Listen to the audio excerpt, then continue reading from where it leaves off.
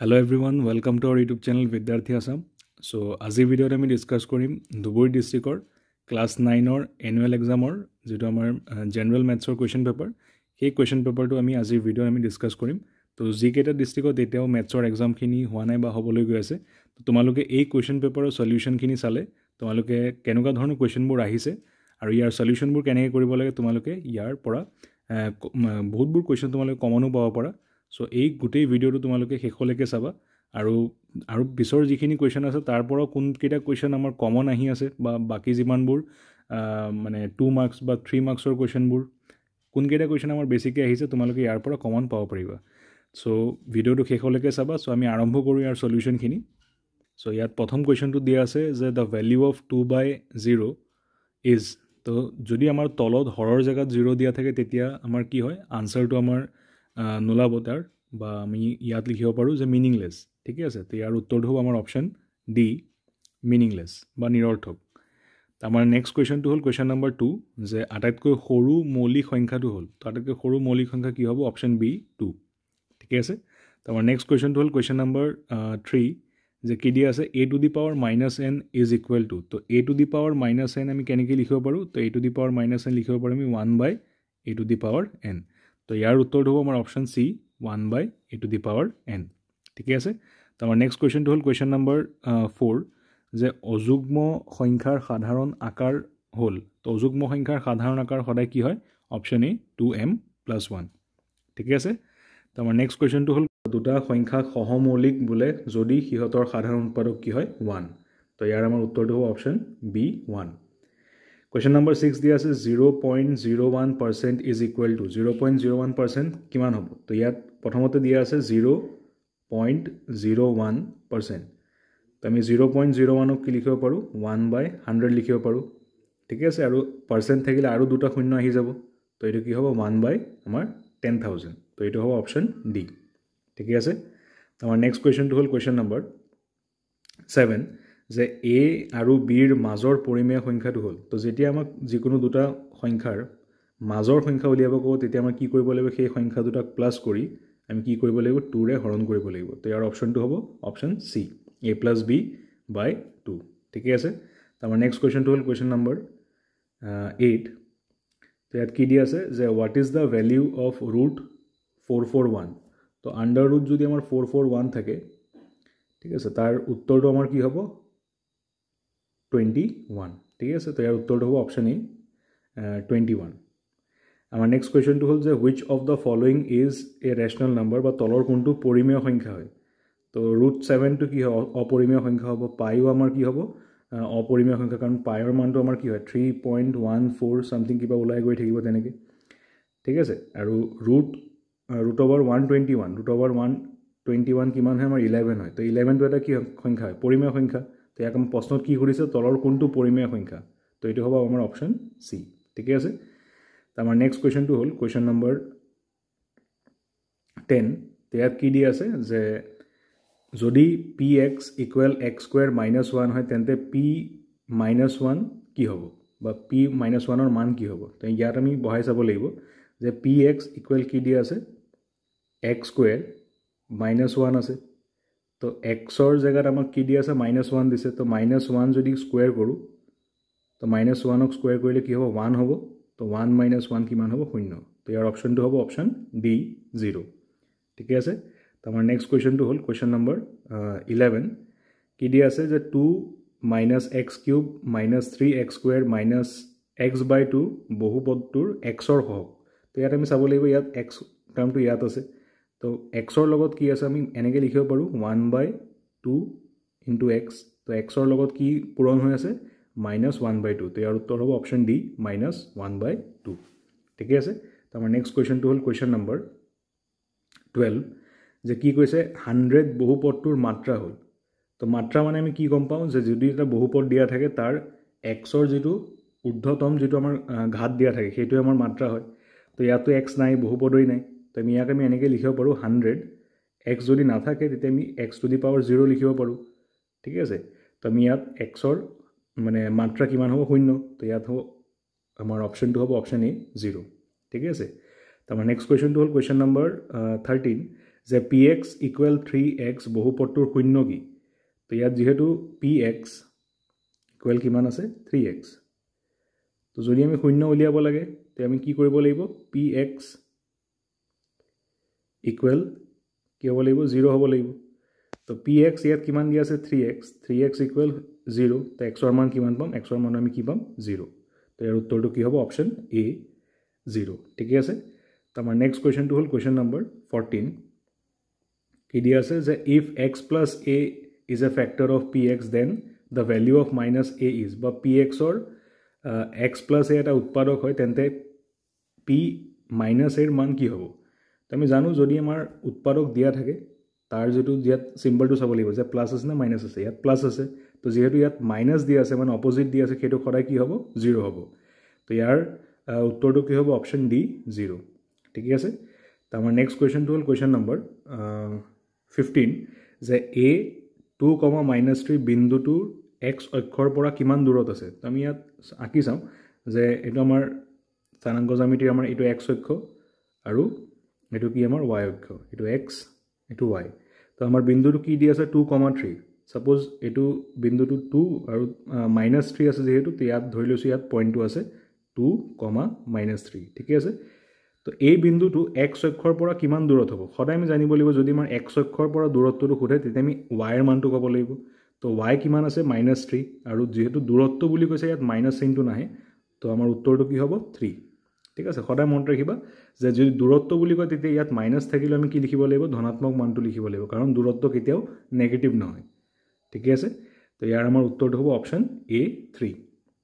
আমাৰ নেক্সট কোৱেশ্চনটো হ'ল question number 16 কি দিয়া আছে যে তলৰ বিন্দুবোৰৰ কোনটো চতুৰ্থ চুকত থাকিব তো যেহেতু আমি জানো যে চতুৰ্থ চুকত কি হয় x ৰ মানটো প্লাসৰ হয় আৰু y ৰ মানটো কি হয় মাইনাসৰ হয় তো প্লাস মাইনাস থকা আমাৰ উত্তৰটো হ'ব তো ইয়াত আমাৰ উত্তৰটো হ'ব অপচন ডি কাৰণ ইয়াত 4 প্লাসত আছে আৰু 3 টো কিহত আছে মাইনাসত আছে তো এইটো আমাৰ কি হ'ব চতুৰ্থ চুকত থকা বিন্দু হ'ব ঠিক আছে তো আমাৰ নেক্সট কোৱেশ্চনটো হ'ল কোৱেশ্চন নম্বৰ 17 তো ইয়াত কি দিছে যে 1, -1 বিন্দুটোৰ কোটি তো আমি যেহেতু জানো যে কোটি মানে কোনটো হয় y অক্ষক কোটি বুলি কয় আৰু x অক্ষক ভুজ বুলি কয় তো ইয়াত যেহেতু কোটি খুদিছে আমাক তো ইয়াত হ'ব -1 ঠিক আছে তো আমাৰ নেক্সট কোৱেশ্চনটো হ'ল কোৱেশ্চন নম্বৰ 18 যে মূল বিন্দুৰ স্থানাংক হ'ল তো মূল বিন্দুৰ স্থানাংক সদায় আমি জানো যে এটো কি হ'ব 0, 0 ঠিক আছে আৰু নেক্সট কোৱেশ্চনটো হ'ল যে কাৰ্টেজীয় সমতলত উলম্ব ৰেখাডালক বোলা হয় তো কি বুলি কোৱা হয় উলম্ব ৰেখাডালক আমাৰ যেটো y এক্সিস বুলি কয় বা y অক্ষ বুলি কয় ইয়াৰ অপচন হ'ব বি ঠিক আছে তাৰ পিছত আমাৰ কি দি আছে কোৱেশ্চন যে ওয়ান সলিউশন কোৱেশ্চন নম্বৰ 20 যে one solution of the equation x + 2y = 5 is বা x + 2y 5 সমীকৰণটোৰ এটা সমাধান তো এটা আমি চাৰিটা সমাধান দিয়া আছে তো ইয়াৰ পৰা কোনটো আমাৰ উত্তৰটো হ'ব তো ইয়াত আমাৰ সমীকৰণটো কি দিয়া আছে যে x + 2y = 5 আছে ঠিক আছে তো ইয়াত আমি যদি প্ৰথমটো লৈ লওঁ x ৰ মান কিমান দিয়া আছে 1 দিয়া আছে আৰু y ৰ মান কিমান দিয়া আছে 2 দিয়া আছে তো 2 * 2 তো 1 + 2 * 2 4 ইয়াত 5 হৈছে তো ইয়াত 5 ওলাইছে হয়নে তো এইটো আমাৰ কি হ'ব এই সমীকৰণটোৰ সমাধানটো হ'ব তো ইয়াৰ উত্তৰটো হ'ব অপচন এ 1, 2 ঠিক আছে তো আমাৰ নেক্সট কোৱেশ্চনটো হ'ল কোৱেশ্চন নম্বৰ 21 যে y = x + 1 সমীকৰণটোৰ সমাধানৰ সংখ্যা কিমান হ'ব তো ইয়াত আমি চাওঁ যে ইয়াত সাপোজ আমি ধৰি লৈছো x = 2 ঠিক আছে x = ধৰি লৈছো 2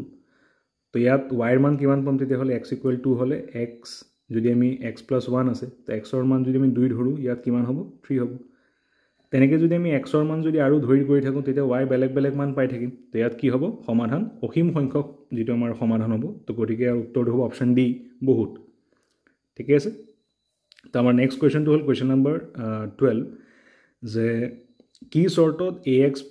by + c = 0 ৰেখাডালৰ মূল বিন্দুৰ মাজেৰে যায় তো সদায় মনত ৰাখিবা যে এনেকুৱা যদি দিয়া থাকে যে মূল বিন্দুৰ মাজেৰে যোৱাৰ শৰ্তটো কি ইয়াত হ'ব d c = 0 তো আমাৰ নেক্সট কোৱেশ্চনটো হ'ল কোৱেশ্চন নম্বৰ 23 যে তলৰ কোনটো ত্ৰিভুজৰ সৰ্ব সমতাৰ শৰ্ত নহয় তো কোনটো নহয় তুমি চাব লাগিব কি দিয়া আছে SSA SAS ASA SSS তো ইয়াত তিনিটাই হয় কিন্তু প্ৰথম যেটো দিয়া আছে SSA এটো নহয় আমাৰ শৰ্ত ঠিক আছে তো আমাৰ নেক্সট কোৱেশ্চনটো হ'ল কোৱেশ্চন নম্বৰ 24 সমকোণী সমদ্বিবাহু ত্ৰিভুজৰ প্ৰতিটো সূক্ষ্ম কোণৰ মাপ ভালদৰে চাব লাগিব যে কি কৈছে সমকোণী আৰু সমদ্বিবাহু তো ধৰি লৈছো এইটো সমকোণ আৰু সমদ্বিবাহু মানে এই দুটা বাহু সমান তো বাহু সমান হলে কি হ'ব কোণ কিটাও সমান হ'ব তো এইটো যদি অলৰেডি 90 ডিগ্ৰী আমাৰ দিয়া আছে তো বাকি দুটা সমান কোণ আৰু দুয়োটাই কি হৈছে সূক্ষ্ম কোণ মানে 90 কে সৰু হ'ব লাগিব তো এই দুয়োটাই কি হ'ব 45 কে হ'ব আমাৰ ঠিক আছে 45 এইটো 45 কাৰণ আমি জানো যে ত্ৰিভুজৰ তিনিটা কোণৰ সমষ্টি কিমান হয় 180 ডিগ্ৰী তো ইয়াত আমাৰ কি হ'ব সূক্ষ্ম কোণবোৰ 45 ডিগ্ৰী কে হ'ব তাত কোৱেশ্চনটো কি সুধিছিলে যে সমকোণী সমদ্বিবাহু ত্ৰিভুজৰ প্ৰতিটো সূক্ষ্ম কোণৰ মাপ কিমান হ'ব 45 ডিগ্ৰী ঠিক আছে তো আমাৰ নেক্সট কোৱেশ্চনটো হ'ল কোৱেশ্চন নম্বৰ 25 যে এটা সমবাহু ত্ৰিভুজৰ কোনো এটা বাহু বৰ্ধিত কৰিলে উৎপন্ন হোৱা বহি কোণটোৰ মাপ তো এটা সমবাহু ত্ৰিভুজ আমি আঁকি লৈছো য'ত তিনিটা বাহু কি হয় সমান হয় তো ইয়াত যিকোনো এটা বাহু যদি বৰ্ধিত কৰোঁ ঠিক আছে তো ইয়াৰ যেটো আমাৰ বহি কোণ উৎপন্ন হৈছে ইয়াত এই কোণটোৰ মান কিমান হ'ব তো আমি জানিব লাগিব যে সমবাহু ত্ৰিভুজৰ প্ৰতিটো কোণ কিমান ডিগ্ৰী হয় 60 ডিগ্ৰী হয়নে এখিনি আমাৰ 60 ডিগ্ৰী কে হয়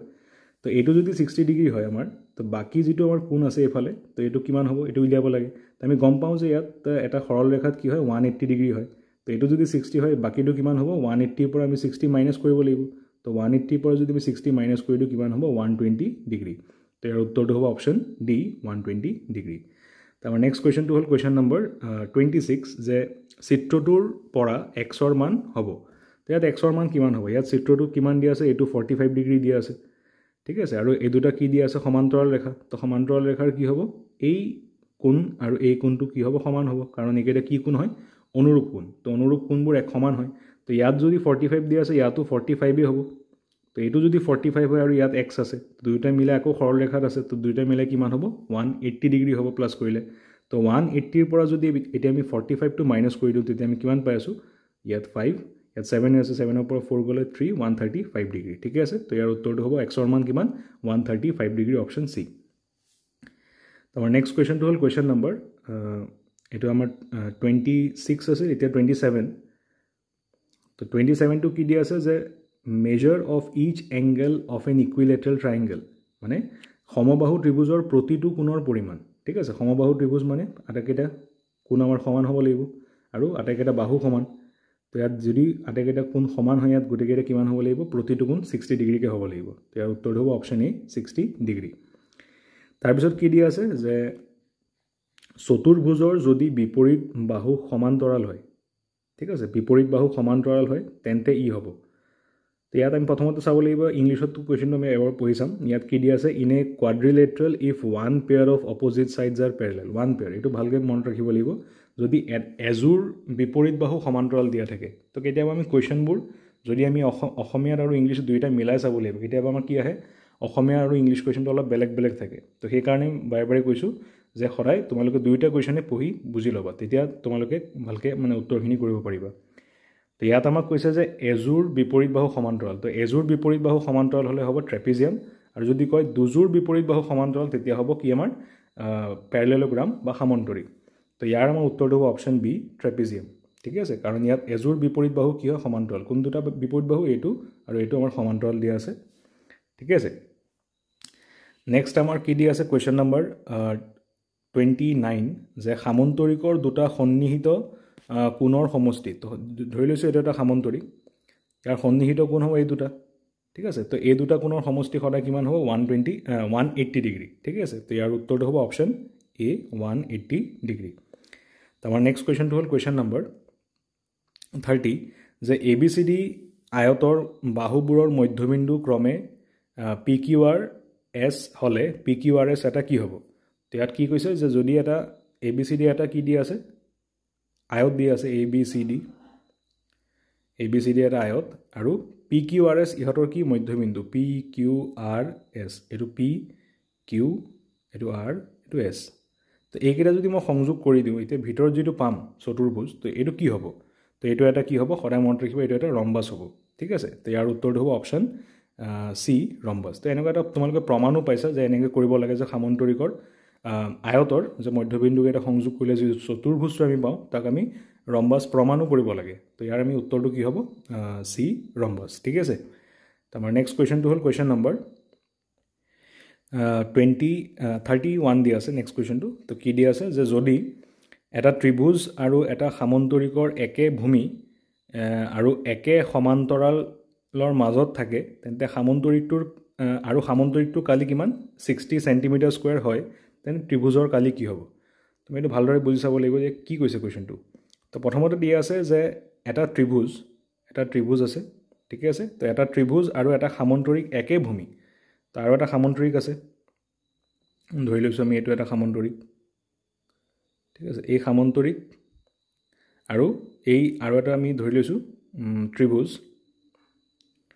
এটা ত্ৰিভুজ আৰু এই গোটেইটো এটা সামন্তৰিক ঠিক আছে তো এই দুয়োটাই কি আছে একে ভূমিত আছে এটা ভূমিত আছে আৰু একে সমান্তৰাল ৰেখাৰ মাজত আছে তেতিয়া কি হয় সদায় মনত ৰাখিবা যে ত্ৰিভুজৰ কালি সামন্তৰিকটোৰ কি হ'ব হাফ হ'ব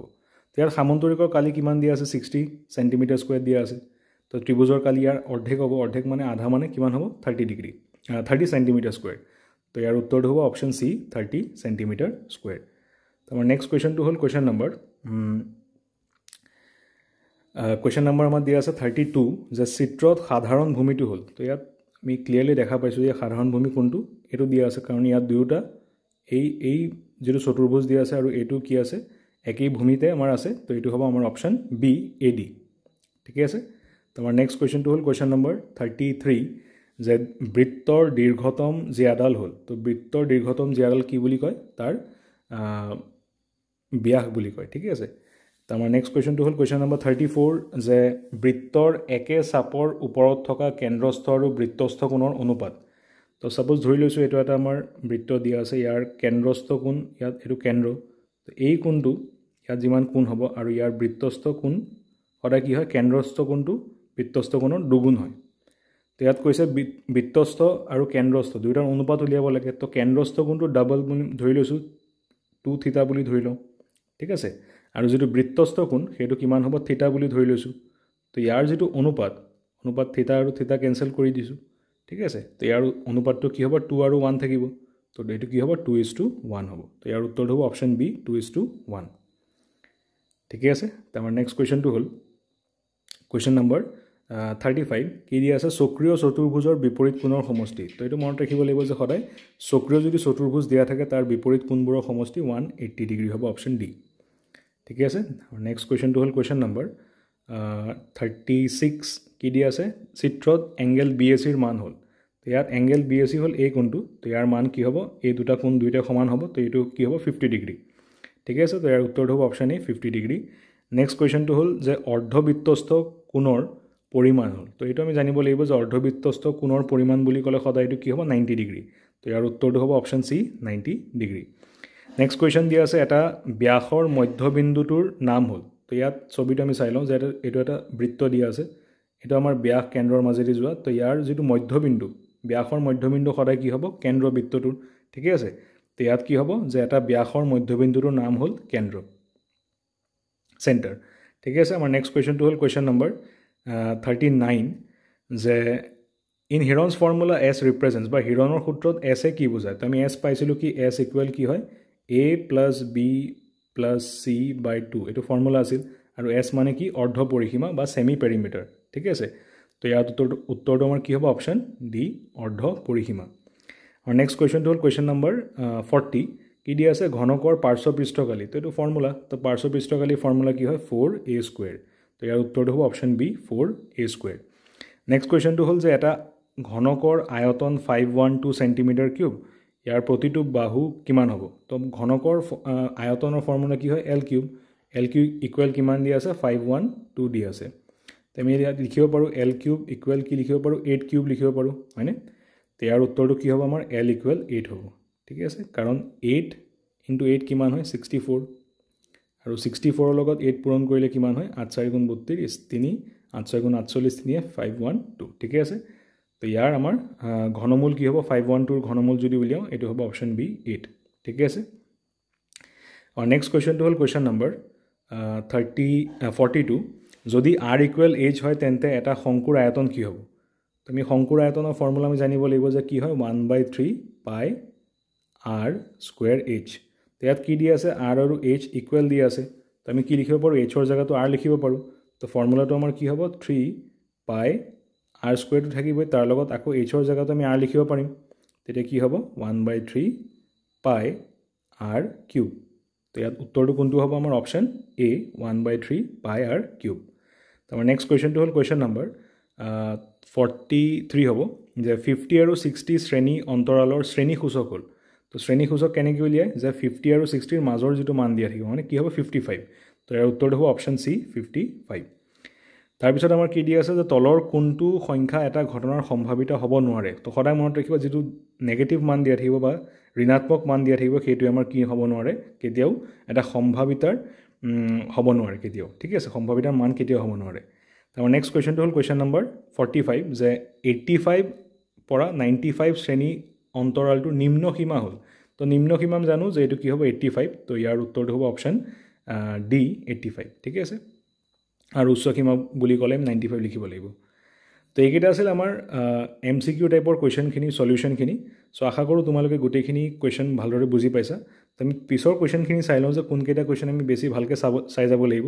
যে কোনকেইটা চেপ্টাৰৰ পৰা বা কোন কুৱেশ্যনবোৰ বেছি ৰিপিট হৈ আছে তো ইয়াত আমাৰ প্ৰথম এইকেইটা কুৱেশ্যন দিয়া আছে যে পৰিমেয় সংখ্যাবোৰ উলিয়াব লাগে দুটা সংখ্যাৰ মাজৰ তাৰপিছত দিয়া আছে যে হৰ পৰিমেয় কৰা এইবিলাক কৰি আমি জানো সকলোৱে এণ্ড তাৰপিছত কি আহিছে যে উৎপাদক বিশ্লেষণ আহিছে তো এই কুৱেশ্যনবোৰ তোমালোকে চাই ল'ব পাৰিবা কোনবিলাক প্ৰমাণ আহিছে আৰু কোনবিলাক আমাৰ হেৰি আহিছে অংকনৰ পৰা কোনবিলাক আহিছে সেইবিলাকো চাই যাব পাৰিবা তোমালোকে তো এই কুৱেশ্যনবোৰ তোমালোকে ভালদৰে চাই যাবা আৰু নেক্সট আমাৰ কি আহিছে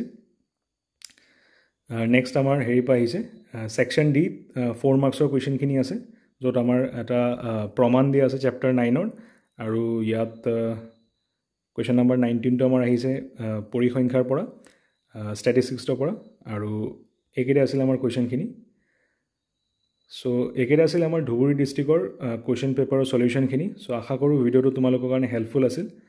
আৰু এনেকুৱা তোমালোকৰ কাৰণে আৰু ইনফৰ্মেটিভ ভিডিঅ'সমূহ আনি থাকিম তো যিসকলে নতুনকৈ আমাৰ চেনেলটোৰ লগত জড়িত হৈছে তোমালোকে চেনেলটো ছাবস্ক্ৰাইব কৰিবা আৰু যদি ভিডিঅ'টো ভাল লাগি থাকে ভিডিঅ'টো লাইক কৰিবা আৰু লগ পাম এনেকুৱা এটা ইনফৰ্মেটিভ ভিডিঅ'ৰ সৈতে টিল দেন গুড বাই